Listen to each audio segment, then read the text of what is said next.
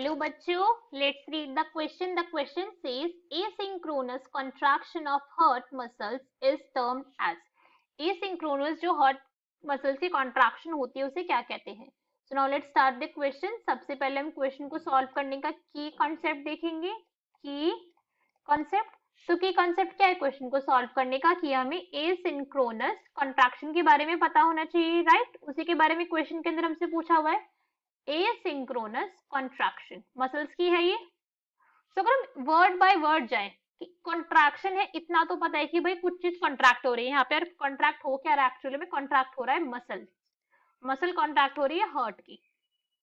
और यहाँ पे एसिंक्रोनस का मतलब क्या है? कि सिंक्रोनाइज नहीं है. ए आ गया ना यहाँ पे वर्ड की, मतलब ए का मतलब होता है नहीं है, तो यहाँ पे नॉट सिंक्रोनाइज्ड है. नॉट सिंक्रोनाइज की सारी जो मसल्स है वो एक टाइम पर सिंक्रोनाइजेशन के साथ कॉन्ट्रैक्ट नहीं हो रहे, वो रैंडमली कॉन्ट्रैक्ट हो रही है. तो इसका क्या मतलब हो गया कि एसिंक्रोनाइज कॉन्ट्रैक्शन क्या होती है?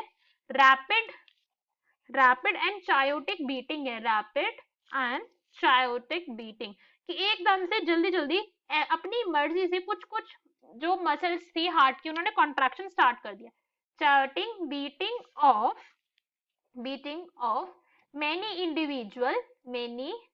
इंडिविजुअल हार्ट मसल की एकदम से हार्ट मसल थी, जो कुछ इंडिविजुअल हार्ट मसल ने एकदम से अपनी मर्जी से रैपिडली और रैंडमली एकदम से क्या कर दिया? बीट करना स्टार्ट कर दिया मसल्स ने, और उसकी वजह से क्या होगी? उसकी वजह से एसिंक्रोनाइजेशन आ गई ऑफ हार्ट. यही होता है. सो इस टर्म को हम क्या कहते हैं? इस टर्म को हम मेडिकली कहते, इस टर्म को this is also known as fibrillation. क्या कहते हैं? Fibrillation. What is known as fibrillation. Fibrillation हम इसे क्यों कह रहे हैं? बिकॉज यहाँ पे जो मसल्स यहाँ पे कॉन्ट्रैक्ट कर रहे हैं वो मसल फाइबर्स हैं यहाँ पे, और उनकी जो मूवमेंट है बहुत रैपिड जा रही है, और इस ये क्या है कि इस कंडीशन को हम कह रहे हैं fibrillation. So our correct answer will be B, that is fibrillation. अब हम बाकी के ऑप्शन भी एक बार चेक करते हैं कि बाकी के गलत क्यों है. तो ए हमें क्या गिवन है? फ्लटर. अगर हम फ्लटर की बात करें तो फ्लटर के अंदर क्या होता है? एक सेंसेशन सी फीलिंग होती है हार्ट के अंदर. कैसी? एक सेंसेशन सी फीलिंग होती है कि कुछ अनइजीनेस की फीलिंग है कि कुछ तो हो रहा है हमें, बट हमें एग्जैक्टली पता नहीं चल रहा है कि भाई हो क्या रहा है, दिक्कत क्या है हमारे साथ. ठीक है. अगर हम कार्डियक वाइब्रेशन की बात करें तो कार्डियक वाइब्रेशन के अंदर क्या होता है कि हार्ट पाल्पिटेशन बढ़ जाती है. Heart palpitation is increase. Palpitation हो जाती है इस केस के अंदर इंक्रीज.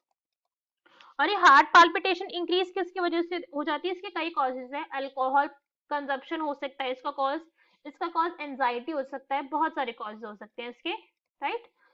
ये भी हमारा इनकरेक्ट ऑप्शन है. मगर टाइकार्डिया, अगर टाइकार्डिया की बात करें तो टाइकार्डिया क्या होता है? रैपिड हार्ट बीट, मतलब कि हार्ट बीट जो है बहुत ज्यादा हो, एकदम से हार्ट रेट जो है वो सडनली बहुत ज्यादा इंक्रीज कर गया. और क्वेश्चन के अंदर हमसे सिर्फ इतना पूछा गया था कि एसिंक्रोनस कॉन्ट्रैक्शन बताओ, मगर जितनी भी इस कॉन्ट्रैक्शन थी ए सी एंड डी वाली सारे के सारे सिंक्रोनाइज्ड, और सिर्फ एसिंक्रोनस कॉन्ट्रैक्शन किसके? फिब्रिलेशन के.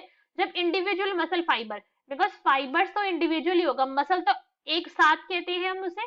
तो यहाँ पे जो मसल के एक एक फाइबर है वो अपने आप क्या करा, उन्होंने एकदम से स्टार्ट कर दिया कॉन्ट्रैक्शन करना रैपिडली और randomly. So B is our correct answer. Hope you understood it well. Best of luck. Thank you.